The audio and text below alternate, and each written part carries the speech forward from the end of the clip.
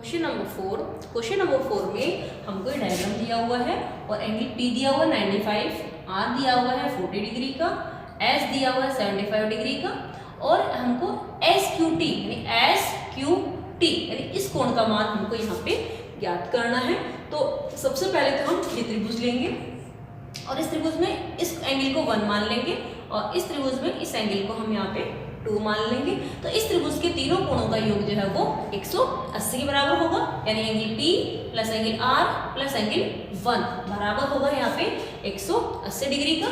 P की जगह हम रखेंगे 95 डिग्री, R की जगह हम रखेंगे 40 डिग्री प्लस एंगल 1 की जगह हम यहाँ पे एंगल 1 ही रखेंगे इज इक्वल टू 180 डिग्री। इन दोनों को जब हम ऐड करेंगे तो 135 आ जाएगा plus angle 1 is equal to 180 के बराबर हो जाएगा। एंगल 1 का जब हम मान निकालेंगे तो ये जो 135 है वो 180 में से घट जाएगा, क्योंकि ये प्लस का है, इधर जाएगा तो माइनस का हो जाएगा और 180 में से जब 135 माइनस करेंगे तो इस प्रकार से आ जाएगा 45 डिग्री के। यहाँ पे ये जो एंगल 1 है और 2 है शीर्षाभिमुख कोण है, इसलिए बराबर होंगे। तो एंगल 1 का मान हम निकाल चुके हैं 45 डिग्री, तो एंगल 2 का मान भी यहाँ पे हो जाएगा 45 डिग्री। अब इस त्रिभुज में हमको दो कोण पता चल गए, एंगल 2 और एंगल S। तो इसकी सहायता से हम जब दो कोण पता है किसी त्रिभुज के तो तीसरा कोण हम आसानी से ज्ञात कर सकते हैं। तो इस त्रिभुज के तीनों कोणों का योग भी 180 डिग्री होगा। हमने यहाँ पे ये लिखा है angle 2 plus angle S plus angle Q बराबर होगा 180 डिग्री के। एंगल 2 की जगह हम रखेंगे 45 और S हमको दिया हुआ है यहाँ पे 75 डिग्री प्लस एंगल Q बराबर हो जाएगा 180 के।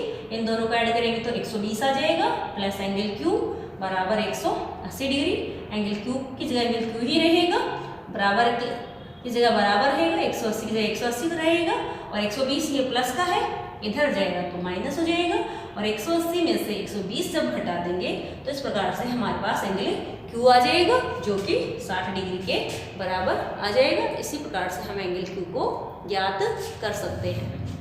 क्वेश्चन नंबर 5 में हमको दिया हुआ है कि PQ लंब है PS पे और PQ समांतर SR के है और हमको यहाँ पे एंगल 28 दे रखा है और ये एंगल यहाँ पे 65 डिग्री दिया हुआ है। ये PQ और ये SR ये दोनों आपस में एक दूसरे के समांतर रेखाएं हैं और PQ और PS ये दोनों लंब बना रहे हैं, यानी 90 डिग्री का एंगल है इनके बीच में। और हमको यहाँ पे एंगल X और एंगल Y का मान यहाँ ज्ञात करना है। तो सबसे पहले हमको जो दे रखा है हम वो लिखेंगे। हमको यहाँ पे दिया हुआ है कि PQ लंब PS है, ये दोनों आपस में एक दूसरे पे लंब है। इसका अर्थ हुआ कि एंगल P जो है वो 90 डिग्री के बराबर होगा और दिया हुआ है कि PQ समांतर है SR की, ये दोनों रेखाएं आपस में एक दूसरे के समांतर है। तो ये जो रेखा है यानी QR एक तिर्यक रेखा हो गई, यानी इन दोनों समांतर रेखाओं को काटने वाली एक तिरछी रेखा है, तिर्यक रेखा है। जब समांतर रेखाओं को तिर्यक रेखा काटती है तो हम जानते हैं इस प्रकार से एकांतर कोण बनते हैं। तो ये जो एकांतर कोण होगा ये और ये कोण एकांतर कोण आपस में एक दूसरे के बराबर होगा। तो हाँ, इस कोण को ये जो पूरा जो कोण है वो दो कोणों से मिलके बना है, एक तो कोण X और एक कोण 28 डिग्री।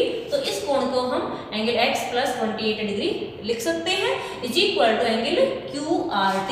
ये एंगल है QRT, इस एंगल का नाम है QRT। अब यहाँ पे इस QRT की वैल्यू हम रखेंगे 65 डिग्री, क्योंकि हमको 65 के बराबर दिया हुआ है। तो इस प्रकार से जब हम X का मान निकालेंगे तो ये हो जाएगा 65 minus 28 degree is equal to आ जाएगा 37 डिग्री के बराबर। अब इस त्रिभुज के अंदर यानी त्रिभुज PSQ में, यानी इस त्रिभुज में हमको देखो एंगल X का मान पता चल गया, ये एंगल हमें पता है 90 डिग्री, तो एंगल Y का मान हम इजीली निकाल सकते हैं। तो इस त्रिभुज के तीनों कोणों का योग होगा 180 के बराबर, यानी हमने यहाँ पे लिखा है। तो एंगल P की जगह हम रखेंगे 90 डिग्री प्लस एंगल Y की जगह Y ही रहेगा और एंगल X का मान हम यहाँ पे निकाल चुके हैं 37 degree is equal to 180 degree के बराबर हो जाएगा। इन दोनों को जब ऐड करेंगे तो आ जाएगा 127 डिग्री प्लस एंगल Y ऐसा कैसा रहेगा इज इक्वल टू 180 डिग्री के बराबर। और जब हम एंगल Y का मान निकालेंगे तो इस 180 में से इस 127 को हम घटा देंगे क्योंकि यहाँ पे प्लस का है और दूसरी तरफ जाएगा तो ये माइनस का हो जाएगा। और 180 में से जब 127 को घटाएंगे तो इस प्रकार से हमारे पास बच जाएगा 53 डिग्री के बराबर। क्वेश्चन नंबर 6 में हमको दिया हुआ है कि एक त्रिभुज PQR की भुजा QR को बिंदु S तक बढ़ा दिया गया है। एक त्रिभुज PQR है और इसकी भुजा QR को बिंदु S तक बढ़ा दिया गया है और PQR कोण PRS के समद्विभाजक बिंदु T पर मिलते हैं, यानी इस कोण Q के और इस कोण R के जो समद्विभाजक हैं वो बिंदु यहाँ पे T पर मिलते हैं, ये दिया हुआ है। तो समद्विभाजक का अर्थ होता है यानी दो समान भागों में बांटना, यानी ये QT तो कोण Q का समद्विभाजक है, यानी QT जो है कोण Q को दो बराबर भागों में बांटता है और RT जो है कोण इस पूरे कोण R को दो बराबर भागों में बांटता है। अब यहाँ पे हमको सिद्ध करके बताना है कि एंगल QTR यानी ये जो कोण है QTR बराबर है हाफ ऑफ एंगल QPR के, यानी QPR के यानी इस कोण के हाफ के बराबर है। तो इसके QTR तो इसको हम एंगल T बोल सकते हैं। QTR को बराबर है हाफ ऑफ एंगल PQR के, हाफ ऑफ एंगल QPR के। तो QPR का अर्थ है एंगल P, तो इसको हम कह सकते हैं कि ये जो एंगल T है वो हमको सिद्ध करके बताना है हाफ ऑफ एंगल P के। इन दोनों के शॉर्ट नेम हमने यहाँ पे लिख लिए हैं जिससे हम आसानी से समझ सके प्रश्न को। तो यहाँ पे हमको जो दिया हुआ है हम उसी से शुरुआत करेंगे। तो QT क्रमशः कोण Q का और RT जो है वो इस पूरे कोण R को दो बराबर भागों में बांटता है, समद्विभाजक है, ये हमको यहाँ पे दिया गया है। हम ये लिखेंगे कि QT व RT क्रमशः कोण Q और कोण PRS यानी इस पूरे कोण R को दो के समद्विभाजक हैं, इसलिए यानी ये QT तो इस पूरे कोण Q को दो बराबर भागों में बांटता है और ये RT जो है इस पूरे कोण R को दो बराबर भागों में यहाँ पे बांटता है। तो इसलिए हम कह सकते हैं कि एंगल 1 जो है वो एंगल 2 के बराबर होगा और एंगल 3 जो है बराबर होगा एंगल 4 के बराबर होगा। अब हम यहाँ पे ये त्रिभुज ले लेते हैं TRQ। इस त्रिभुज के लिए ये जो एंगल कोण जो 4 है वो एक बहिष्कोण है और हम जानते हैं कि त्रिभुज का जो बहिष्कोण होता है वो अंतराभिमुख कोण के योग के बराबर होता है। इस त्रिभुज के लिए यानी TQR इस त्रिभुज के लिए कोण 4 जो है बहिष्कोण है, तो कोण के 4 पे ये जो एंगल बन रहा है हम इसको छोड़ देंगे तो एंगल 4 बराबर होगा एंगल 2 प्लस एंगल T के। तो यहाँ पे एंगल 4 बराबर हो जाएगा 2 प्लस एंगल T के और हम T का जब मान निकालेंगे तो एंगल 2 जो है प्लस का है, इधर आएगा तो माइनस का हो जाएगा। तो एंगल 4 माइनस एंगल 2 बराबर एंगल T, इसको हम इक्वेशन फर्स्ट मानेंगे। अब हम दूसरा त्रिभुज ले लेते हैं, त्रिभुज PQR। इस त्रिभुज PQR के लिए ये जो कोण है वो बहिष्कोण है यानी बाहर का कोण है ये। तो ये जो कोण है इसका नाम है PRS।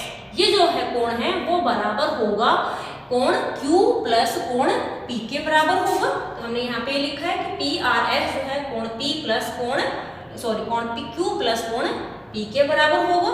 अब ये जो PRS जो कोण है यानी ये जो पूरा कोण है वो बराबर है कोण 3 प्लस कोण 4 के। तो इसके जगह हम लिख सकते हैं कोण 3 प्लस कोण 4 इज इक्वल टू कोण Q जो है एंगल 1 प्लस एंगल 2 से मिलकर के बना हुआ है, तो हम यहाँ पे एंगल 1 प्लस 2 लिख देंगे Q की जगह प्लस एंगल P। अब हम यहाँ पे देखिए जो है केवल 2 और 4 में ही रिलेशन आ रही है हमारे पास में, इसलिए हम यहाँ पे इस 3 कोणों को एलिमिनेट करेंगे क्योंकि 3 जो कोण है वो 4 के बराबर है। तो इसलिए हम 3 की जगह पे हम यहाँ पे 4 का प्रयोग कर सकते हैं। तो एंगल 3 की जगह हम लिखेंगे एंगल 4 प्लस एंगल 4 की जगह भी 4 लिखेंगे। ऐसे ही यहाँ पे एंगल 1 कहीं नहीं आ रहा है, एंगल 2 ही आ रहा है, तो इसलिए एंगल 1 और 2 आपस में बराबर है। तो एंगल 1 की जगह हम लिखेंगे एंगल 2। तो इस एंगल 1 की जगह हम लिखेंगे एंगल 2 क्योंकि 1 और 2 दोनों आपस में एक दूसरे के बराबर है, plus angle 2 plus angle P ये हो जाएगा, तो एंगल 4 प्लस एंगल 4 तो ये हो जाएगा ट्वाइस एंगल 4। जैसे हम जानते हैं कि x प्लस x बराबर 2x होता है, तो ऐसे ही एंगल 4 प्लस एंगल 4 बराबर हो जाएगा ट्वाइस एंगल 4 के, is equal to angle 2 plus angle 2 बराबर हो जाएगा ट्वाइस एंगल 2 के प्लस एंगल P के। ये ट्वाइस एंगल 2 जो है लेफ्ट हैंड साइड में आएगा तो माइनस का हो जाएगा, ये ऐसा कैसा रहेगा, ये माइनस का हो जाएगा, is equal to angle P। दोनों में 2 कॉमन निकाल लेंगे तो यहाँ से एंगल 4 बच जाएगा, माइनस यहाँ से एंगल 2 बचेगा, is equal to angle P के बराबर। अब ट्वाइस की जगह तो ट्वाइस ही रहेगा, एंगल 4 माइनस एंगल 2, तो यहाँ पे एंगल 4 माइनस एंगल 2 की वैल्यू हम यहाँ पे एंगल T लिख सकते हैं, क्योंकि ये जो एंगल 4 माइनस एंगल 2 है वो एंगल T के बराबर है। तो इसकी जगह हम लिखेंगे angle T is equal to angle P, into हो रहा है ये 2, तो इसलिए दूसरी तरफ जाएगा तो डिवाइड में चला जाएगा, एंगल T बराबर हो जाएगा 1/2 इंटू एंगल P। और यही हमको देखो यहाँ पे सिद्ध भी करके बताना था। यहाँ पे हम T और P के हमने शॉर्ट नेम लिख लिए हैं, आप इसको पूरा नाम भी लिख सकते हैं।